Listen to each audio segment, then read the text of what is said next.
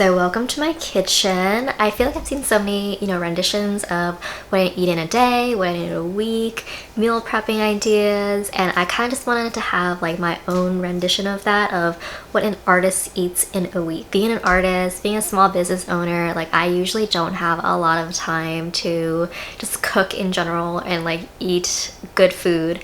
But I feel like I'm someone who really prioritizes food, so you're gonna see a lot of just like meal prepping, easy foods, and today it's Sunday, so I'm gonna be starting off with a soup that I make during the week so that I can kind of have it whenever I need it throughout the week. And so the first recipe that I'm gonna be making is an oxtail. Okay, so first things first is getting your oxtail bones, and you wanna boil this to kind of clean off all the gunk out of it. I got mine from Acme, surprisingly. I feel like they just started selling these bones because I've never seen them in my life there, but otherwise I would get it at like an H Mart or 99 Ranch, or even Whole Foods has these, so it's very easy to get it. Alright, so we're just gonna let that boil right now. It's gonna take about, I want to say like 15 to 30 minutes for it to boil and for all the gunk to kind of just fall off the bone, and then afterwards we're going to wash the bones and then put it back into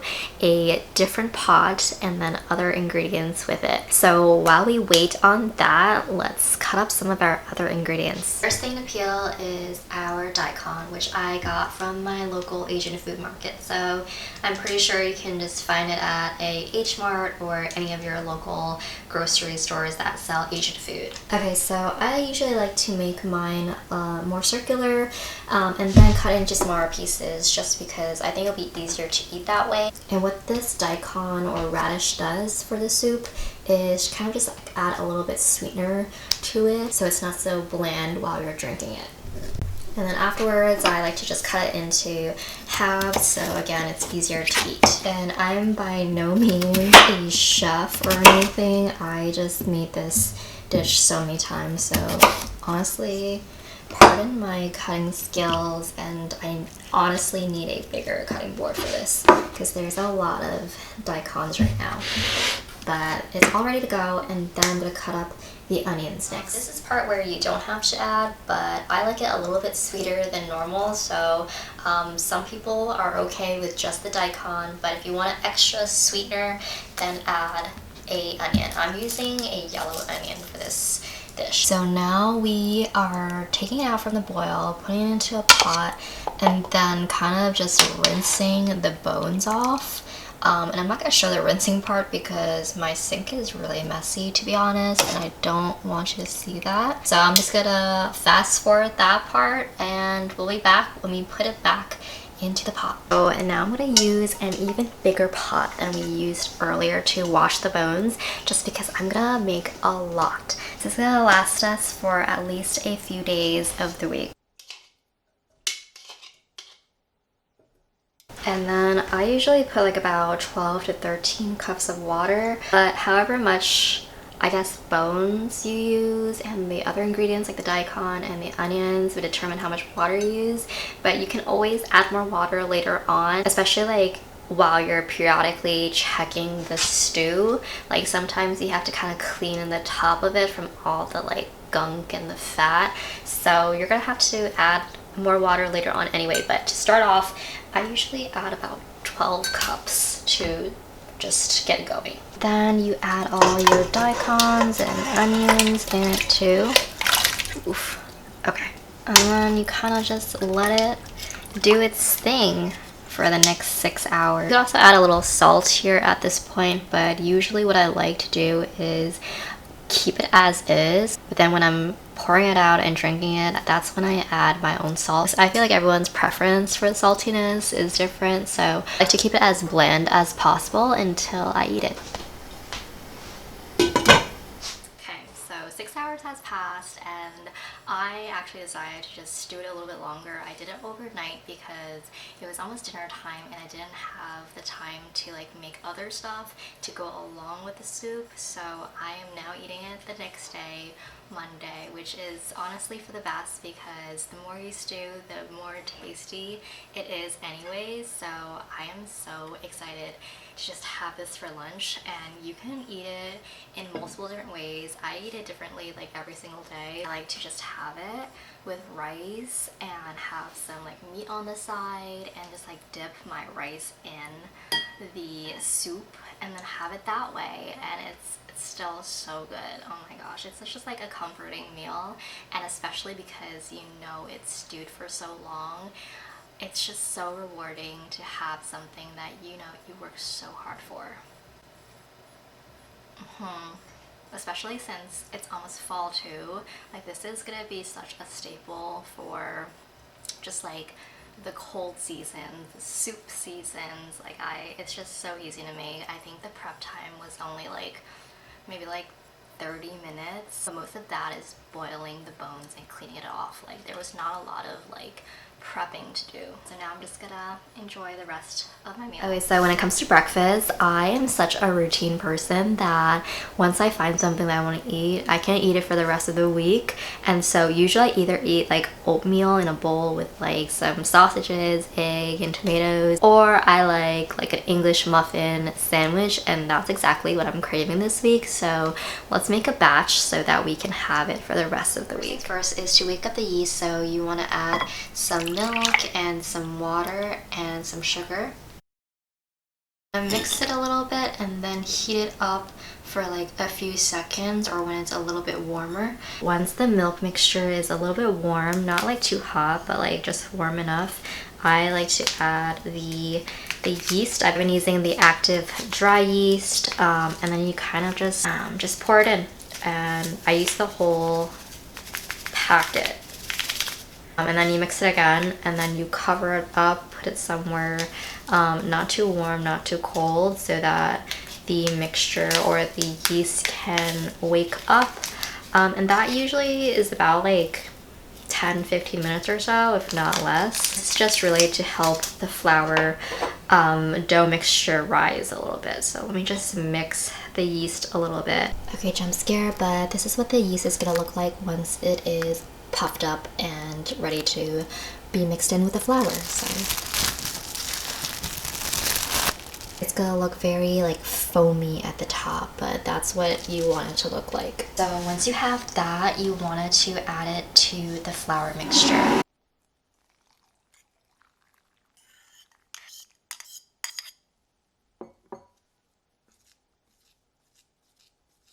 While we're mixing, we add like a butter egg concoction into the mix so that it's more eggy and buttery. And I think also with the butter, it helps the bread not be so dry because it gives a little bit more moisture. So once it is all mixed in, which is gonna take a little minute because I think the butter is still kind of melting onto the dough, you want to cover this up, and then you can either do it like overnight and let it rise. I've also done it for like just an hour or two, and it worked perfectly fine too. The dough was rising, and then we were able to just immediately use it. But again, if you're meal prepping this, you can do it overnight. I think I'm gonna probably do it overnight because I'm not gonna eat this during the middle of the day. So I let it sit out for an hour, and oh my god, it rose so much, and I think it's ready for us to actually knead the dough and cut into circles. And then after that, we let it sit for another 30 minutes in the little circles so that it can rise even more before we cook them. When it comes to cutting the dough into circles, I actually like to cut the dough in half first to make it easier to work with, and then I use a glass cup to make it into circles. I think that's just easier, but unless you have a circle cutter, this is a good alternative. So once it is sat for 30 more minutes to let it rise up, that's what it's gonna look like. And then after that, I put it in the pan and I cover it up so that it can fluff up even more, and you'll see in a second just how much it grows. Like, look at this. It looks amazing. It looks perfect. It looks just like a store-bought English muffin. And ta-da, that's what it looks like. And for breakfast, I like to just add an egg, an avocado, and sprinkle some everything bagel seasoning. And it's just like the perfect little bite. So that's why I usually have about 2 in the morning. Okay, so during the busy week, you know, we can't always make complicated meals, especially for lunch, like midday. Like, you are already in the grind. You don't want to make a complicated meal and waste time when you could be working on your business or something. So, something that I like to make if I don't have any leftovers is just a basic sandwich. And a few years ago, I saw this like basil mayo BLT kind of situation. The only thing is with BLTs is I don't always have like bacon on hand, so I kind of just like revamped it a little bit over the years and kind of made my own sandwich. I'm pretty sure it's like nothing new or extravagant, but it's just something that I love to make. It's easy and it's delicious. So let's try to make this basil mayo sandwich. Okay, so first things first is kind of just buttering your pan and toasting your bread, so then it's gonna be all very buttery and everything, which makes the sandwich even more delicious. Flip it so that both sides has the butter, and then we just kind of wait for it to toast. So while the bread is being toasted, I like to prep the chicken and also the basil mayo sauce. And so with the chicken, I just keep it simple since most of the flavor is gonna come from the mayo anyway. So I just add like salt and pepper and keep it easy. And I also like to just flatten out my chicken so that it's not like super bulky when I'm eating it. And then with the basil mayo, it is what it sounds like. It's just mayo and then some chopped up basil. And sometimes I like to add some tomatoes chopped up just so that you get a little bit of that citrus taste to it. And also what you can do with this sauce, instead of having just plain mayo, you can do like half mayo and then half like Greek yogurt plain, so that you can get some extra protein.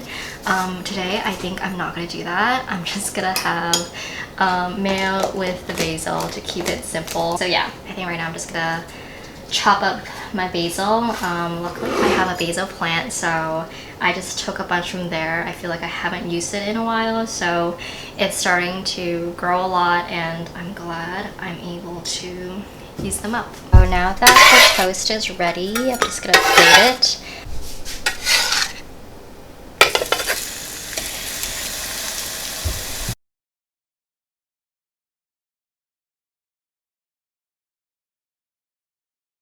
Actually, I think I will add some tomatoes. I have some from my garden, so I think it is time to use them before they go bad.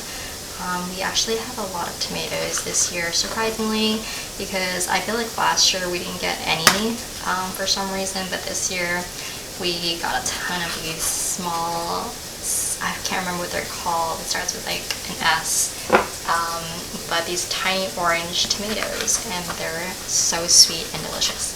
So I think I'm going to cut it up and then add it to the mixture as well. Let's make it a little smaller. Gives it a little like extra fresh citrus taste, and then we're going to use this kind of like as a spread for the bread. But I like to wait until chicken is done so that the bread isn't super soggy.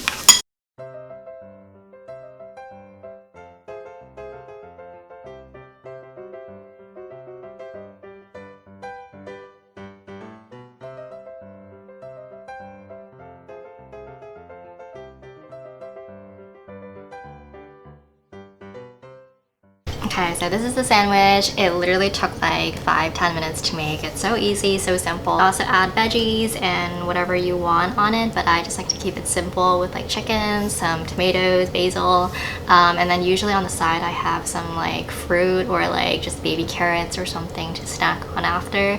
But usually it's pretty filling as its own anyway, so I'm probably not going to film myself eating this one because it is so messy with the mayo and everything, so I'm just gonna spare you that footage. But it's something that I make like probably on a weekly basis because it always slaps. Okay, so now we're in the middle of the week and I feel like at this point I get like so tired from cooking that I just want to make something easy. And typically for that I make like a stir fry of some sort, whether it's like fried rice or using a noodle as my base. But today I think I'm like craving some like chow fun, so I think that's what I'm gonna be doing, and it's so quick and easy to make, so I think that's what I'm gonna do. So first things first is we gotta marinate our meat a little bit, and it's only like about 10-15 minutes before we put it in the pan, so I'm gonna get started with that. And then after that I'm going to rip apart the noodles. Okay, so next up is making just the stir fry sauce. I already added the soy sauce, and next up is adding a teaspoon of, about a teaspoon, about this much of oyster sauce, and then just about a teaspoon of the Shaoxing wine, a little bit of sesame oil, it's not too much. Next up I'm just gonna add some sugar, just like a little sprinkle, not too much of that unless you want it more sweet. Okay, change of plans. We're not able to use these noodles because I think it got like too soft or something in the microwave. I don't know. It's definitely like, it's like not peelable, or when I do, it's like mushy. So I think what I'm gonna do is I'm gonna use like these Thai noodles, like dry noodles that I have, and then just substitute that, and then use the same sauce and everything. So I think we're all good there. I'm just gonna need to boil the noodles instead of just frying it, which is fine. It'll just be like an extra 5 minutes or so.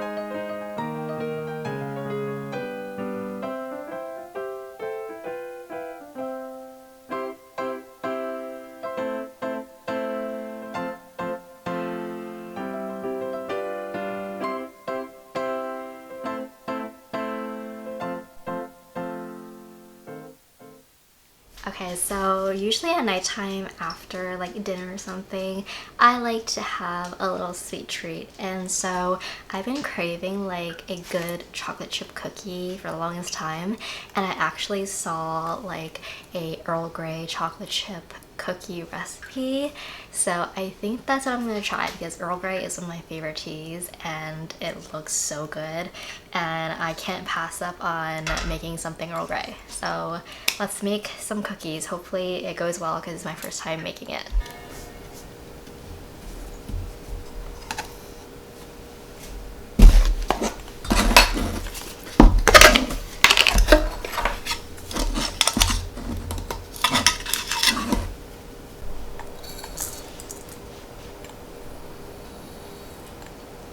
I don't have a spatula, so I'm just gonna use this to stir everything.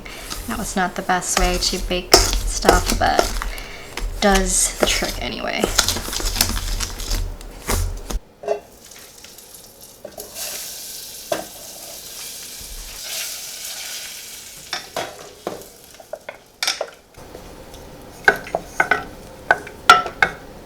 So the next part of the recipe calls for Earl Grey leaves, but I don't have that, and they said you could substitute it with tea bags, but I think what they actually want you to do, or the videos that I've been seeing, is you cut this open and just put it with the butter, which I don't know why it's so weird to do, but I think that's what we're going to do. It calls for 3 of these bags, and like I said, I have a million of these. So yeah, I'm just gonna wait for the butter to melt a little bit more, and then I'm gonna pop it right in. It smells so good already.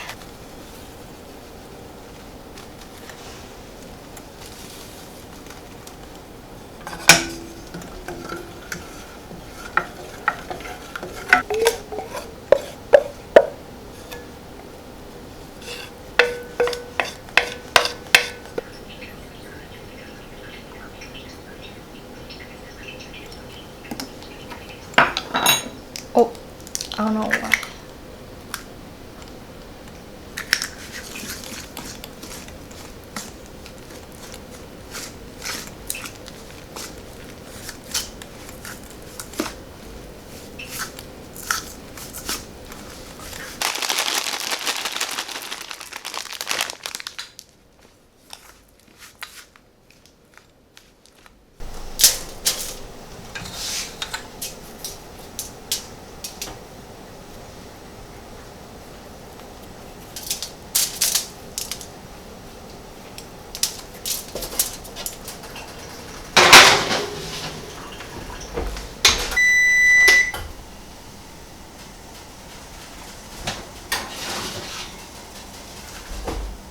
Okay, why did I think that this would actually be more flat and it'll go down, but now it kind of looks more like a scone.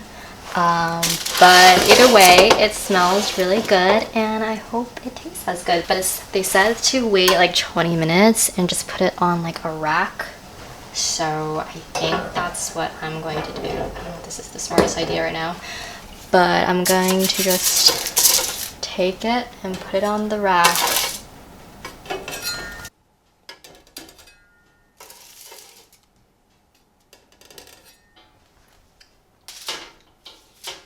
Finally, time to try it. And like I said, it didn't flatten. It's kind of like a scone, but it smells so good, so I'm excited.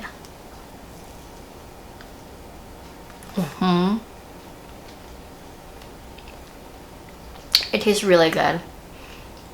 It tastes just like Earl Grey and chocolate, and it's very moist, and I really love it. Oh my gosh, I need to make more now. But for the next batch, I think I'm gonna try and make it a little flatter now, knowing that it doesn't just flatten on its own, because I'm scared that like if I don't eat it quickly and I like save it for the next day, which I probably won't because they're so good, but I'm like worried that it'll go hard and I don't want to break my teeth if it's like this big. But oh my gosh, this is so good. Yeah, those are all the foods that I enjoy making realistically during the week. I'm a business owner and an artist who works 24/7.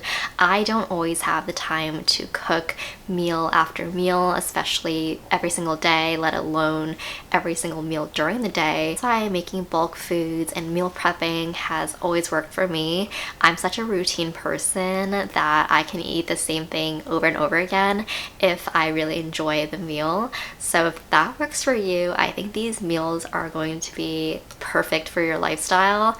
But yeah, those are, you know, my favorite dishes that I like to make. So if you enjoy like these cooking meal inspiration videos, let me know in the comments. I would love to make more of these, but until next time, don't forget to like, comment, and subscribe for more videos like this.